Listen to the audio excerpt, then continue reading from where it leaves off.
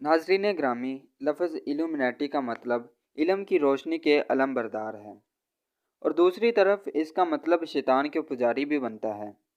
यह तंजीम वैसे तो उसी वक्त वजूद में आ चुकी थी जब शैतान अबलीस को अल्लाह ताला ने आसमानों से निकाल कर ज़मीन पर फेंका था, लेकिन इसकी बाकायदा बुनियाद अल्बर्ट पाइक को बताया जाता है। ये वो इंसान था जो शैतान का बहुत बड़ा पुजारी था।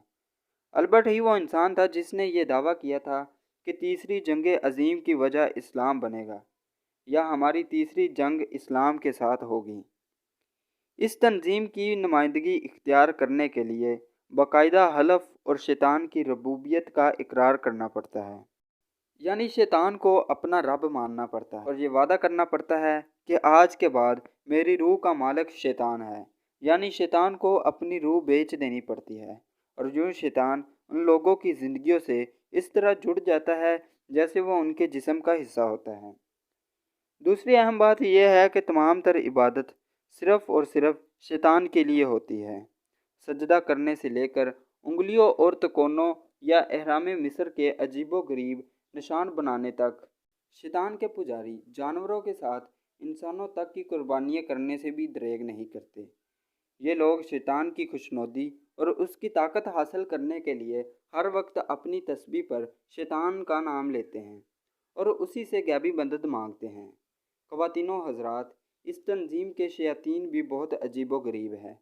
उनका पहला शैतान लूसीफ़र है और गालिब गुमान यही है कि ये अबलीस यानी शैतान का खुदा है।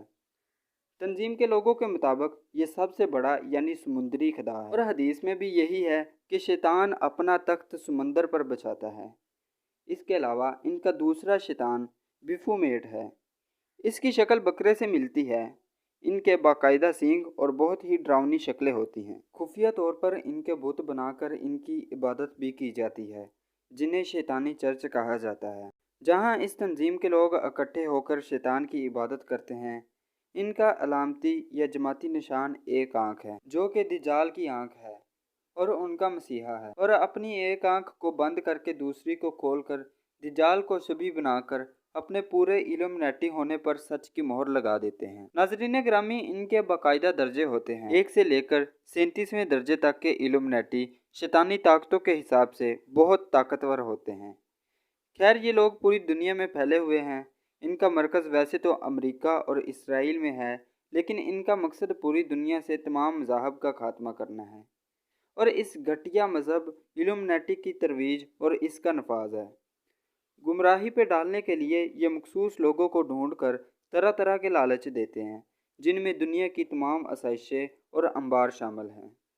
अपने लिए ख़तरा बनने वाले को रास्ते से हटाने के लिए भी दरेग नहीं करते। आम लोगों को ये बेहतरीन इखलाकी रवायातों इक़दार पर मुश्तमिल रवैया पेश करते हैं। सब्र बर्दाश्त, अमन पसंद, मोहब्बत, इंसानी क़ुव्वत, भाईचारा, आज़ादी मज़हब से बालातर, इंसानियत, साइंसी तरक्की, इंसानी अर्तक़ा, तहज़ीब, ग्लोबल सखावत और इंटरेक्शन माबैन अक़वाम आलम वगैरह वगैरह। ये इस्तिलाहात इनके ख़ास हथियार हैं। इन ग्रुप्स के अरकान अपनी सरगर्मियाँ खुफिया रखते हैं।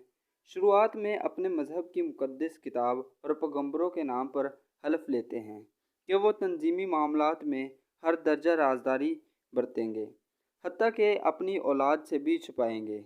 इस तरह इस तंजीम का हर रुकन अलहाद और दोहरियत की तरफ चल पड़ता है और उसे पता भी नहीं चलता कि कब वो शैतान का पुजारी बन जाता है। ये तंजीम जासूसी का काम भी करती है, जिसका जिक्र मैंने गुज़श्ता वीडियो में किया था।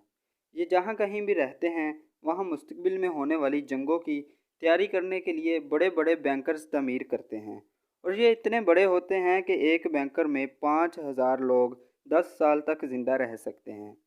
और ये भी कहा जाता है कि सद्दाम हुसैन को भी अर्जेंटीना के एक ऐसे ही बैंकर में रखा गया है और जिस सद्दाम हुसैन को फांसी दी गई वो उसकी डिम्मी था, लेकिन इसकी हकीकत अल्लाह ही बेहतर जानता है। दोस्तों, इनकी पढ़ाई जाने वाली किताबों में मोरल एंड ओडगोमा भी काबिल ज़िक्र है, जो अल्बर्ट पाइक की ही लिखी हुई है। ये भी कहते हैं कि अम्मा हवा ने दरख्त से फल खाकर अच्छा किया था। अल्लाह हम सब को शैतानो दज्जाल के फितनों से बचाए और कब्र जहन्नम के अजाब से महफूज रखे और हमारा खात्मा बिल अमान करे, आमीन। वीडियो पसंद आने की सूरत में इसे ज़्यादा से ज़्यादा लाइक करके ہماری حوصلہ افزائی ضرور کیجیے۔